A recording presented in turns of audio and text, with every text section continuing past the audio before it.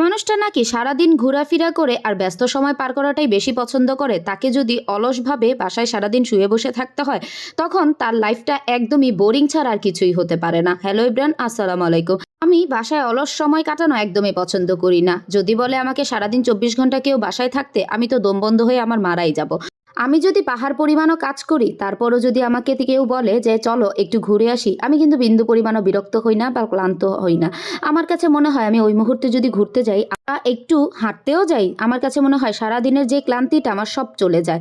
তো যাই হোক, এই তো আমার একটা বোরিং লাইফ কেমন হয়, এটা হচ্ছে আমার স্কুল বন্ধের পরের ঘটনা। তখন আমার জামাই সাহেবও বাসায় ছিল, আর আমার জামাই বাসায় থাকলে আমার আরও তেমন করে কাজ করতে হয় না, কারণ আমার জামাই আমারে অনেক কাজেই হেল্প করে। ম্যাক্সিমাম কাজগুলো সেই আমাকে করে দেয়। তো এখানে হচ্ছে আমার জামাই সাহেব যে মাছগুলো নিয়ে আসছিল সেগুলাই আমি হইতেছে গিয়া ফার্স্টে ভিজাই নিলাম দুপুরে রান্না বান্না করার জন্য। আর সকালটা আমাদের অনেক লেট করে আজকে হয়েছিল।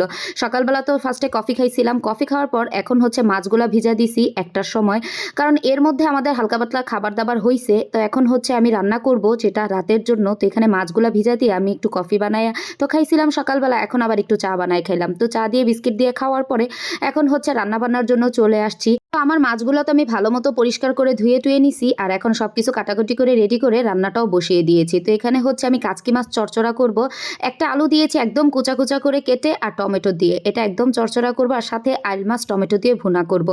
এই যে রান্না বান্না করতেছিলাম, সাথে কোনো কিছুই ভাল লাগতেছিল না, খুবই বোরিং ফিল করতেছিলাম। এই স্কুলটা বন্ধ হওয়ার পর থেকে আমি তো একদমই বোরিং হয়ে গেছি। মানে আমার লাইফে যেমন কোনো এখন মনে হইতেছে কোনো আনন্দই নেই, কিন্তু এমন একটা অবস্থা এই সময়টা আমি যে কোথাও বাইরে যাব সেটাও যেতে পারতেছি না। আর এবার ডিসেম্বরের বন্ধে মানে এই ছুটিতে আমাদের কোথাও যাওয়ার কোনো প্ল্যান নেই, যেহেতু বাচ্চারা একটু অসুস্থ ছিল, ওদের ঠান্ডার প্রবলেমটা বেশিই বেড়ে গিয়েছিল।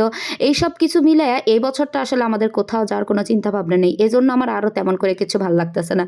এবারই মনে হয় বিয়ের পর আমার প্রথম 1 ডিসেম্বর, যেই ডিসেম্বরে আমি কোথাও ঘুরতে যাইতেছি না। নয়তো এই বিয়ের আমার 12-13 বছরে আমি প্রত্যেক ডিসেম্বরে কোথাও না কোথাও আমাদের প্ল্যান থাকেই ট্যুরে যাওয়ার বা ঘোরাঘুরি করার, কিন্তু এবারই ফার্স্ট এমন একটা ডিসেম্বর যাচ্ছে যেখানে আমরা কোথাও ঘুরতে যাইতেছি না।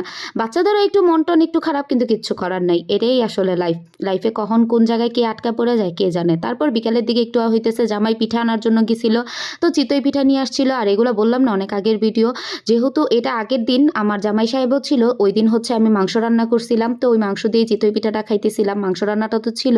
আর এগুলা হইতেছে আমরা মাঝখানে আবার ঢাকা গিয়েছিলাম বললামই তো কমফর্টার আনা হয়েছিল, সেগুলাই হইতেছে আনপ্যাকিং করি নাই, মানে আইনা যেভাবে রাখছি সেভাবেই। তো এখন হইতেছে ওগুলা নামানোর পরে যার যার বেডে দিয়ে দিব, এই জন্য হইতেছে দুইটাই দেখতেছিলাম। আর এটা হইতেছে একটু বেশি মোটা, এখনো অত ঠান্ডা পড়ে নাই যে এটা গায়ে দেওয়ার মতো, এর জন্য মোটাটা উঠায় রাখছিলাম, আর যেটা একটু পাতলা ছিল সেটাই হচ্ছে বেডে রাখলাম। আর বাকি এই যে এখন যে ওয়ালমেটগুলা সেই কবে নিয়ে আসছিলাম, এগুলা লাগানো হয়নি।